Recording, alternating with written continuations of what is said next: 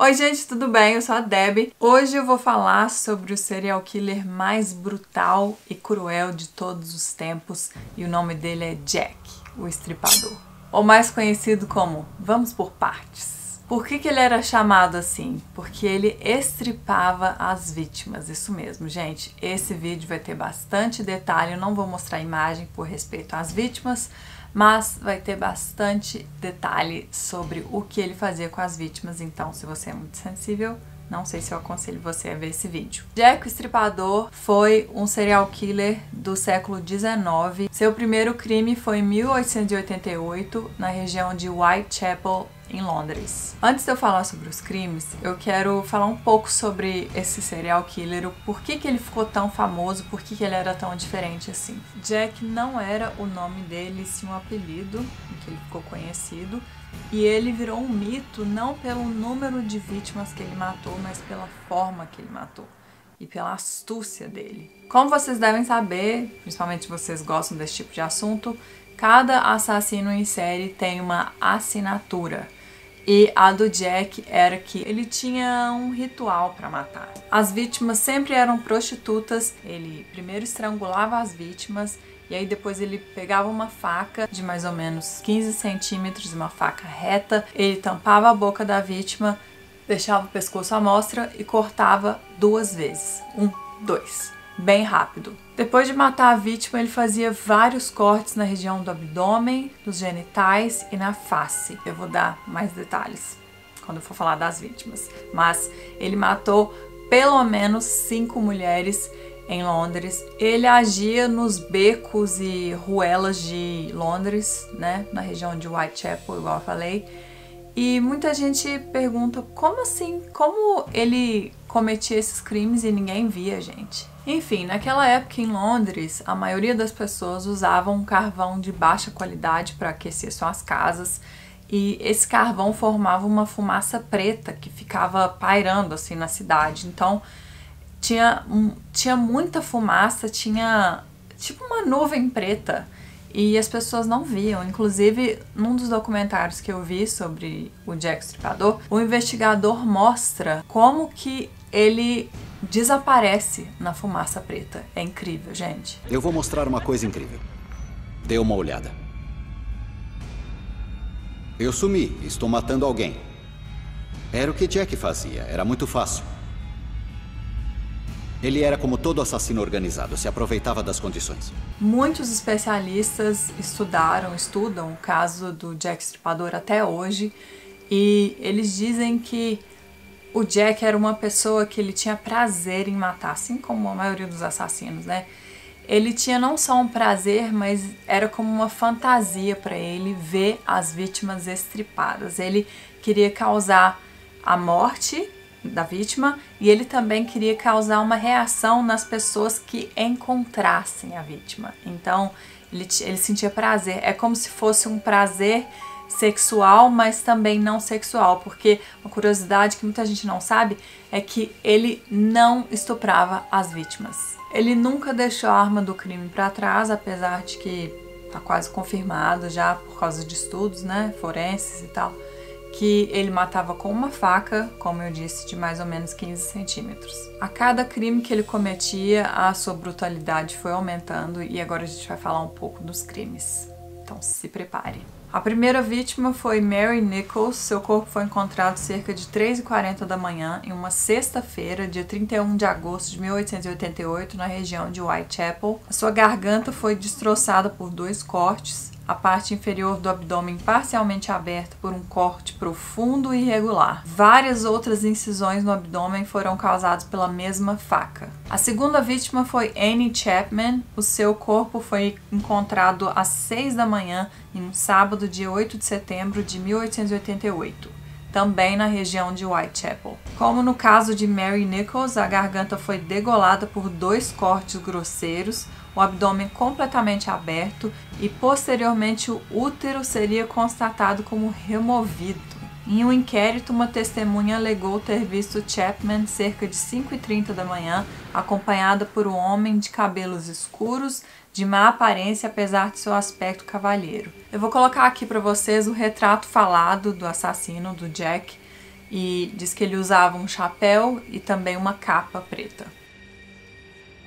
As duas próximas vítimas foram mortas na mesma noite. Elizabeth Stride e Catherine Eddowes foram mortas em uma segunda-feira de madrugada em 30 de setembro de 1888.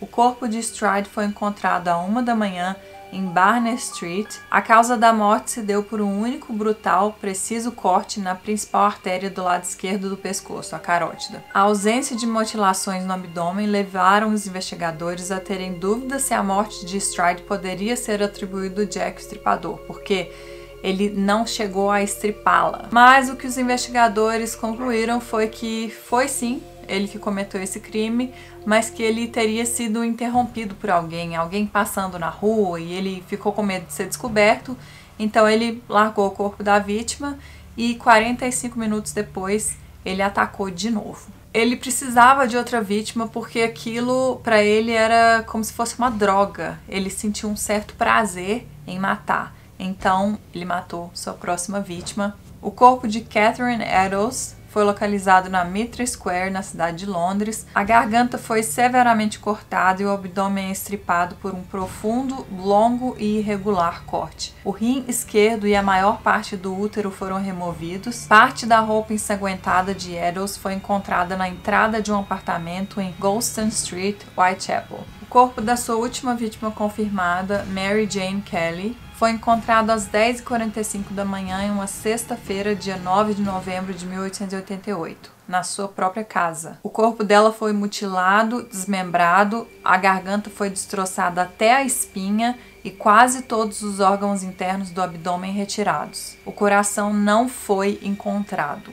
Depois do segundo assassinato de Jack, a polícia e os jornais começaram a receber cartas supostamente escritas por ele. A maioria delas não passava de um trote, mas uma dessas cartas foi considerada ter sido escrita realmente por Jack o Estripador. E o conteúdo dela é bizarro. A carta dizia ter sido enviada from hell, do inferno. Sr. Lusk, envio para o senhor metade do rim que tirei de uma mulher e guardei para o senhor. A outra parte eu fritei, comi e estava muito gostoso.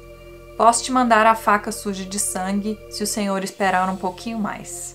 Assinado, prenda-me se puder. Macabro, né, gente? Mais de 2.000 pessoas foram levadas à delegacia para prestar depoimento, mais de 300 delas foram efetivamente investigadas e cerca de 80 presas. O Casebook, que é um site dedicado inteiramente aos assassinatos do Jack o Estripador, indica 3 suspeitos mais prováveis: James Maybrick, Francis Tumblety e Walter Sickert. Mas no site da Scotland Yard tem uma seção dedicada somente ao caso de Jack o Estripador, e nela são apontados 4 principais suspeitos. Kosminski, um judeu polonês que vivia em Whitechapel. Montague John Druitt, um professor de 31 anos que cometeu suicídio em dezembro de 1888. Michael Ostrog, um russo com inúmeros pseudônimos e diferentes passagens pela polícia e pelo manicômio. Dr. Francis J. Tumblety, de 56 anos, um americano preso em 1888 por indecência em público, que fugiu do país pagando uma fiança bem alta. As teorias sobre a identidade de Jack o Estripador são inúmeras. Eu assisti pelo menos 4 documentários sobre a identidade do assassino. Inclusive tem uma teoria que diz que ele saiu de Londres e foi para Nova York e matou mais 5 mulheres. Apesar de todas essas teorias, nenhuma delas foi oficialmente comprovada, e a identidade de Jack o Estripador nunca foi descoberta, mesmo depois de mais de 120 anos. Esse é um dos maiores mistérios da Inglaterra e acredito que vai permanecer um mistério porque depois de tantos anos assim é muito difícil. Naquela época as técnicas de investigação criminal ainda eram muito precárias, né, gente? Não tinha isso de identificar impressão digital, DNA. E, inclusive, muitos detetives achavam que se eles tirassem foto dos olhos da vítima, eles conseguiriam encontrar quem teria sido a última pessoa que elas teriam visto, o assassino. Ou seja, era muito fácil se safar de um crime naquela época, ainda bem que as coisas mudaram. Então é isso, eu espero que vocês tenham gostado do vídeo de hoje. Deixa aqui o joinha de vocês, é muito importante pra mim. Esses vídeos dão trabalho para gravar, dão trabalho para editar. Deixa também seus comentários, isso é muito importante para a evolução do canal. Quanto mais o canal cresce, mais vídeos eu posso fazer. E manda para um amigo de vocês, para uma amiga, uma pessoa que vocês sabem também gosta de investigação criminal, gosta desse tipo de assunto, para o canal crescer bem rápido e eu fazer mais vídeos para vocês. Não deixe de me seguir no Instagram e no Snapchat também, eu tô sempre conversando lá com vocês. Muito obrigada por assistir, um beijo para vocês e até a próxima!